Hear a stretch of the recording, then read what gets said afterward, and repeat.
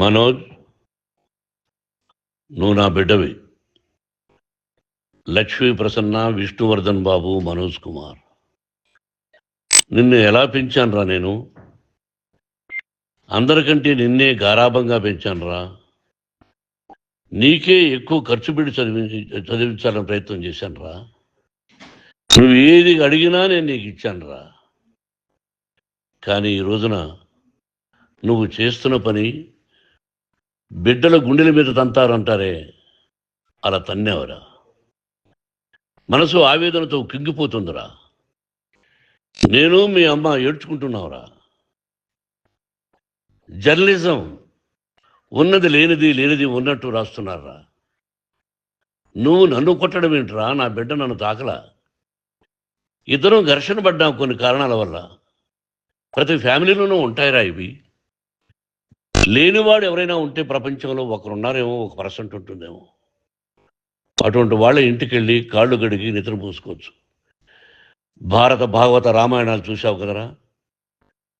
ఏమిటిది? మీ అమ్మాయి ఎంత కుమిలిపోతుంది ఈ రోజున హాస్పిటల్ చేరింది.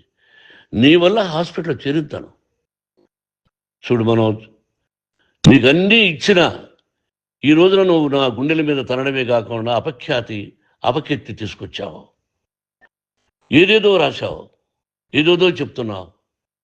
కొంతమంది జర్నలిస్టులు ఉన్నది లేనిది, లేనిది ఉన్నట్టు రాసే వాళ్ళ తత్వం వాళ్ళకి. ఎందుకంటే టీఆర్పీ పెరగాలి. ఇది వాళ్ళ నైజం. మనం మార్చలేము.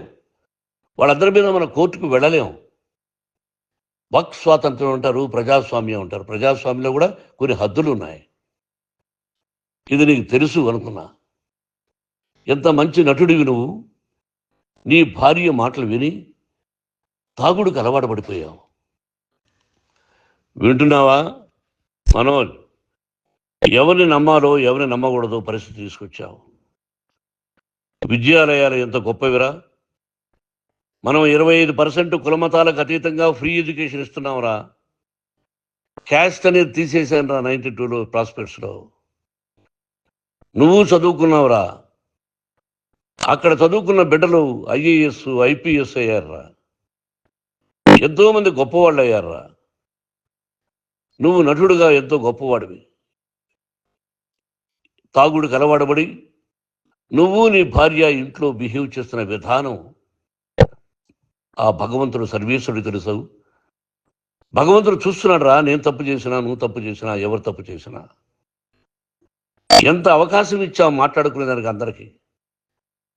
ఇన్ని సంవత్సరాల్లో మన విద్యాలయాల్లో ఒక్క తల్లి కానీ ఒక తండ్రి కానీ ఏమైనా చెప్పారా? ఆ బిడ్డలు మన బిడ్డలు రా. మీరెంతో నాకు అక్కడ ఉన్నవాడు కూడా నా కూతుర్లు, నా కుమారులు. ఎంతమందికి ఫ్రీ ఎడ్యుకేషన్ ఇస్తున్నావు. వాడి దగ్గర ఏది ఆశించలా. నువ్వు ఎందుకు ఇలా తయారైపోయావు? ఎందుకు ఇంట్లో ఉండే పని వాళ్ళందరినీ కొడుతున్నావు? పనివాడు వాడు పని చేసుకోవడానికి మన ఇంటికి వచ్చాడు రా. ఆ పనివాడిని కొట్టడం చాలా మహాపాపంరా. నేను వేరురా. నేను దండించడం వేరురా. నేను ఎవరిని ఆ చిన్న చిన్న వాళ్ళని కొట్టి ఇచ్చేసి చేయలేదురా. సినిమా ఇండస్ట్రీలో మోహన్ బాబు కొడతాడు, తిడతాడు అంటే అది షూటింగ్లో జరిగి ఉండొచ్చేమో. కానీ ఇంట్లో ఉండి 10 సంవత్సరాల నుంచి 20 సంవత్సరాల నుంచి పనివాళ్ళు ఉన్నారు. నేను ఇంట్లో లేని సమయంలో వాళ్ళందరినీ కొట్టి వాళ్ళ ఫోన్ లాక్కొని ఒకడైతే చచ్చిపోవాలి. వాడు పోలీస్ కంప్లైంట్ ఇచ్చి ఉండొచ్చు. నేను వద్దు అని వాడిని బతిమాలాడు. పోలీస్ కంప్లైంట్ కూడా ఇవ్వలా. ఇంకైనా నువ్వు నీ భార్య మారి బయట ఉండండి రా అన్నాను నేను. లేదు డాడీ, తప్పు చేయలేని ఒకసారి వచ్చావు, మళ్ళీ తప్పు చేశావు, మళ్ళీ వెళ్ళావు, మళ్ళీ ఈసారి తప్పు చేయనన్నావు. ఏమండి వీడు తప్పు చేయడం అని మీ అమ్మ చెప్పింది. ఇంట్లో పెట్టుకున్నా. మళ్ళీ నువ్వు చేస్తున్నది, ప్రతిరోజు నువ్వు తాగుతున్న విధానం నీకే తెలుసు. ఇది ప్రజలు నమ్ముతారా లేదా అనవసరం నాకు. నేను నీకు చెప్తున్నా, ఇంతటితో పులి స్టాప్ పెట్టాలి. 3 రోజుల నుంచి రకరకాలుగా రాస్తున్నప్పుడు నా మనసు ఆవేదనతో ఉంది. మళ్ళీ చెప్తున్నా, Mohan Babu university is greater than temples. Greater than temples. బిడ్డలను కాలేజీలో చేర్చుకునే ముందు చెప్తారు, అన్నయ్య ఎంత ఉంది యూనివర్సిటీ రూల్స్, ఇది మా పద్ధతి, మీకు ఇష్టమైతే చేర్చండి.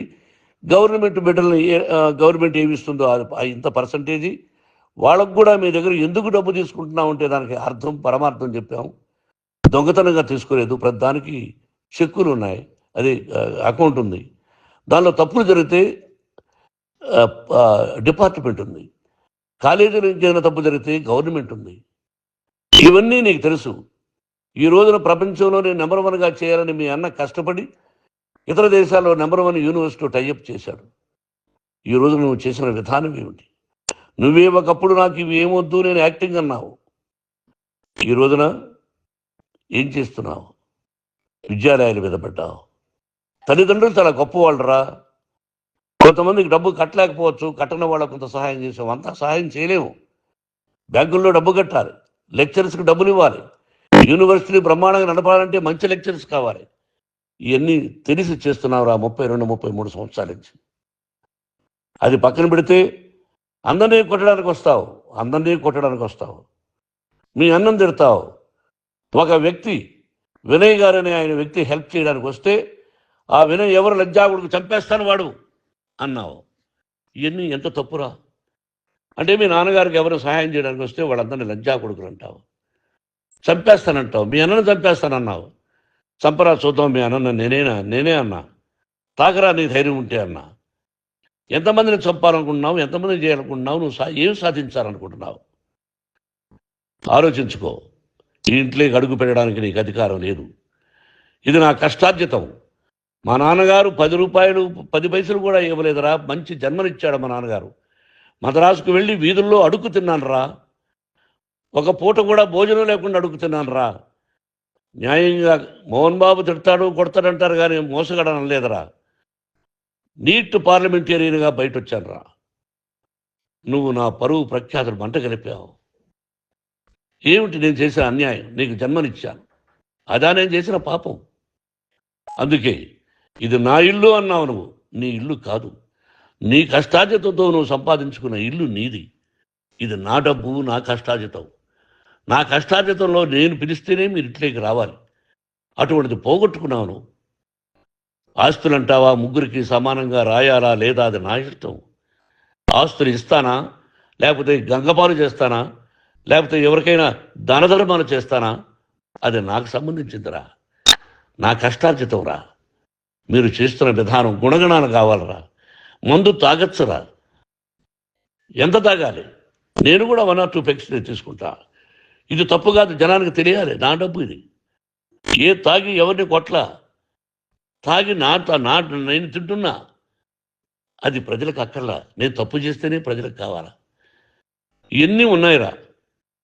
ఇవన్నీ తెలుసుకో. జర్నలిస్ట్ సోదరులారా, మీకు నా గతాన్ని తెలుసు, నా భవిష్యత్తు, నేను ఎక్కడి నుంచి వచ్చాను కూడా మీకు తెలుసు. ఈ రోజున మీరు రాస్తున్న విధానం, నా బిడ్డ నన్ను కొట్టాడన్నారు. ఎంత తప్పు!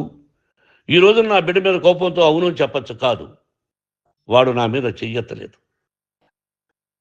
నేను ఘర్షణ పడ్డాం. ఘర్షణ వేరు, కొట్టుకోవడం వేరు. గాయాలతో హాస్పిటల్కి వచ్చి కుంటుకుంటుగా నడిచాడు. మళ్ళీ ఏమని పోలీస్ స్టేషన్కి వెళ్ళి చెప్పాడు. ఎవరో 2 ఉన్నారు, వాళ్ళిద్దరూ నా మీద దాడి చేశారన్నాడు. నా ఇంట్లో పనిచేస్తున్న వ్యక్తుల గురించి పోలీస్ స్టేషన్కి వెళ్ళి చెప్పవలసిన అవసరం అతనికి లేదు, హక్కు లేదు. పోలీస్ డిపార్ట్మెంట్ కూడా తెలుసుకోవాల్సిన విషయం. నా ఇంట్లో ఉండే వర్కర్స్ మీద నేను కంప్లైంట్ ఇవ్వాలి. నువ్వు పర్మిషన్ లేకుండా నా ఇంట్లోకి నువ్వు చొరబడి ఇల్లు నాదంటూ ఇంట్లో పనిచేస్తున్న వర్కర్స్ మీద కంప్లైంట్ ఇచ్చావు. అది ఎంతవరకు పోలీసు న్యాయమో రూల్సో చూద్దాం.